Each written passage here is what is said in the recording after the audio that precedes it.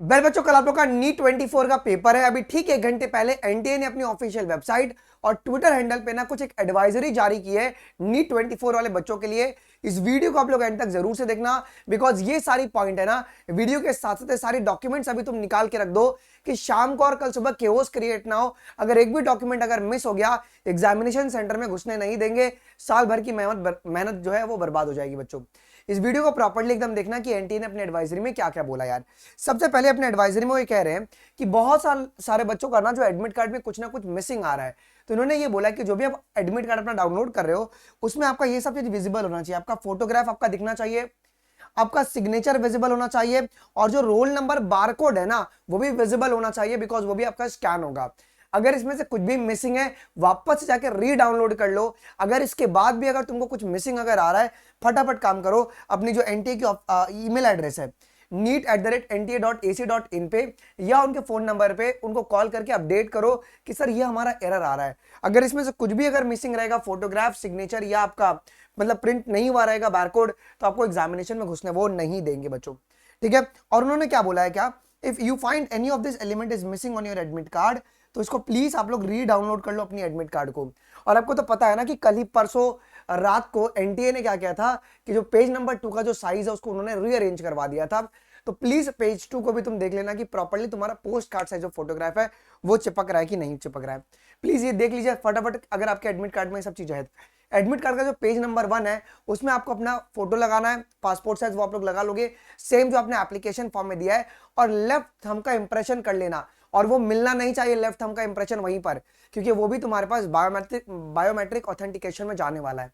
ठीक है। सिग्नेचर मत करना, सिग्नेचर तुमको इन्विजिलेटर के सामने करना है उस दिन। ठीक है। पेज नंबर 1 पे अब कुछ इंपॉर्टेंट इंस्ट्रक्शन क्या बोला गया है कि अगर एक बार गेट अगर क्लोज हो गया तो आपको एंट्री नहीं मिलने वाली है।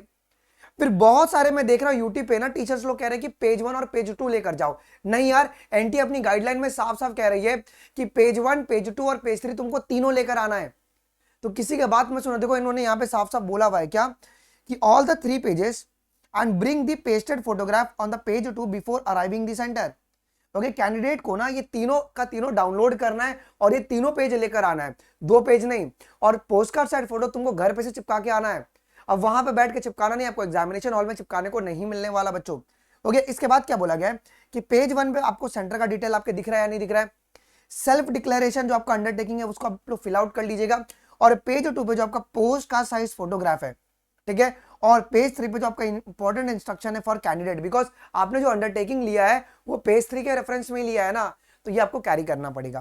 क्लियर है। अच्छा, फिर इन्होंने क्या बोला है कि एक बार सेंटर पे तुम लोग एडवांस में विजिट कर लो। ऐसा ना हो कि कल के दिन तुम सुबह सुबह जा रहे हो और सेंटर तुमको 2 बजे तक मिले ही ना। तो प्लीज एक बार सेंटर अपना विजिट कर लेंगे जी।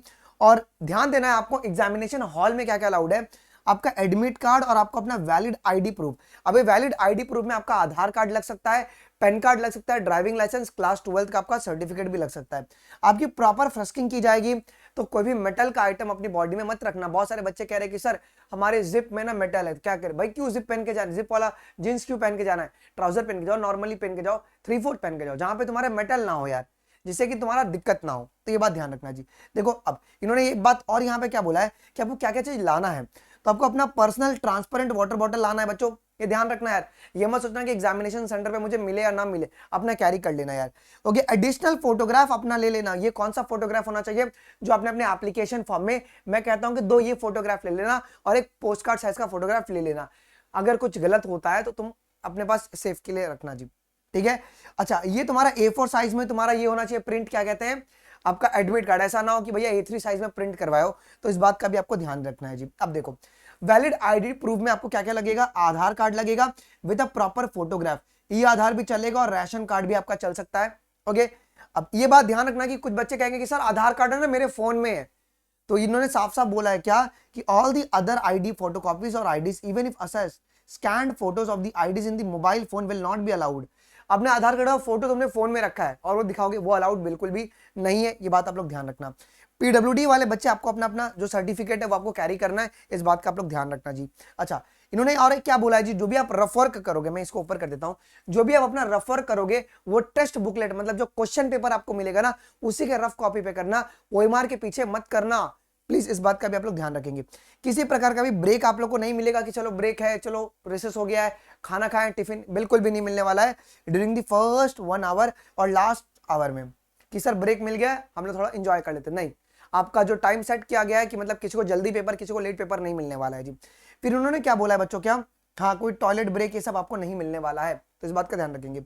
और ये बोला गया कुछ इंपॉर्टेंट एडवाइजरी कैंडिडेट के लिए निकाला गया कि इसमें एनटीए एआई का उपयोग करेगी, जिससे कि वो लोग एकदम फेयर टेस्ट को कंडक्ट कराए, आपकी proper pre examination and post examination आपकी जो वीडियोग्राफी की जाती है उसकी एआई के द्वारा एनालिसिस करवाई जाएगी। अगर किसी प्रकार का भी सस्पिशियस एक्टिविटी मिलता है तो उस बच्चे को वहीं पर उसका एप्लीकेशन फॉर्म कैंसिल कर दिया जाएगा और स्ट्रिक्ट एक्शन लिया जाएगा जी।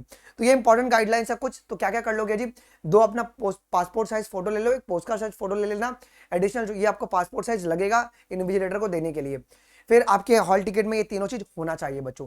अगर कुछ भी मिसिंग है फटाफट एनटी को मेल लिख के इसको रिजॉल्व कराओ, वरना फिर आपको दिक्कत नहीं होना चाहिए जी। एंड ऑल द बेस्ट बच्चों, और मुझे ये यकीन है कि तुम फोड़ के आओगे पेपर यार। अभी स्ट्रेस ज्यादा मत लो। और मेरी टेलीग्राम पे ना मैंने 3 पीडीएफ प्रोवाइड करवाया, जिसको डर लग रहा है ना, डर लग रहा है बायोलॉजी का, वो 3 पीडीएफ तुम देख लो। क्लास 11 की 200 एमसीक्यू जिसमें मोस्ट इंपॉर्टेंट है, ये सारे हिडन लाइन के क्वेश्चंस है, क्लास 12 के 200 क्वेश्चंस और कंप्लीट बायोलॉजी के 200 क्वेश्चंस, ये 600 क्वेश्चंस तुम देख लो यार। तुमको बहुत सारे क्वेश्चंस इसमें से कल देखने को मिलेंगे, मैं परसों आपको बता भी दूंगा। और बच्चों सबसे बड़ी बात क्या है कि ना, परसों जैसे तुम्हारा एग्जामिनेशन खत्म होगा, हम 5-15 को आप लोग के लिए सोल्यूशन जो है वो लेकर आ जाएंगे। 5-15-20 को खत्म होगा, बट हमारी सेशन हम लोग शुरू कर लेंगे कि पेपर आते जाएगा और हम सोल्यूशन बताते चले जाएंगे जी, ठीक है, इसी यूट्यूब चैनल पर। मिलते हैं आपको अगले वीडियोज में। अभी के लिए बस इतना ही। All the best, thank you, आपने बहुत मेहनत किया है, अब तुम मचा के आओ। Bye bye.